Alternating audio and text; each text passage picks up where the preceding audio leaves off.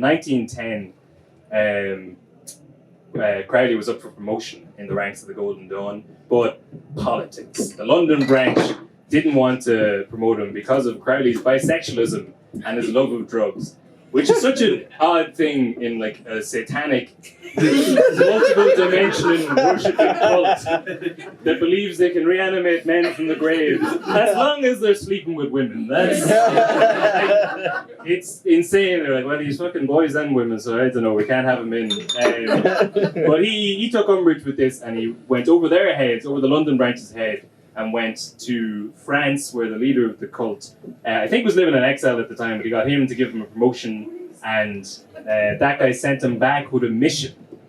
So he went back to England. The founder was called Samuel Mathers. He was living in exile in France, and he sent Crowley back with a mission to London to seize the Vault of the Adepts, which was a temple on Blythe Road in Kensington.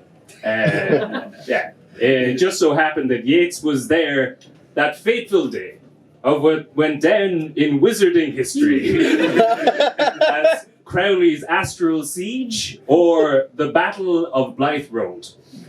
Crowley came running in wearing a black Osiris mask, a kilt, brandishing knives, and casting spells, which was and this is right, so Yeats opened the door and just saw this madman in a kilt run out with a mask and a knife. And they're shouting spells at each other. And this is a quote from the time. So, making the signs of the pentacle inverted and shouting menaces at the adepts, Crowley climbed the stairs. But Yeats and the two other white magicians came resolutely forward to meet him, ready to protect the holy place at any cost. When Crowley came within range, the forces of good struck out with their feet and kicked him downstairs. But the whole time they're doing the magic thing. They're shouting spells at each other. Apparently, Yeats shouted this incantation at him, which supposedly would set a vampire that bit and tore his flesh. And Bram Stoker was like, hold on a second.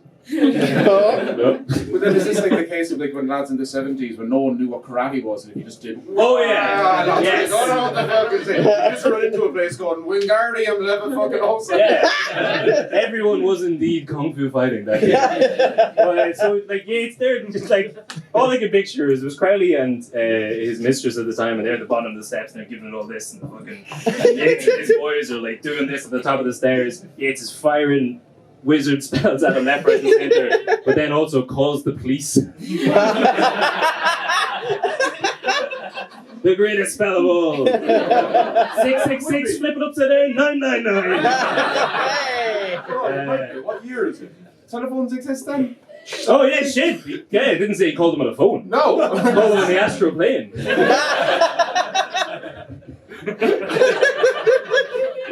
Sergeant O'Malley, there's trouble then at the old wizard's home. But this is a very basically the cops come and they arrest one half of them, and then it goes to court, and they decide that the London branch is right because the rent's in their name, which is the saddest end to what was referred to as the astral plane debacle. But anyway, so that's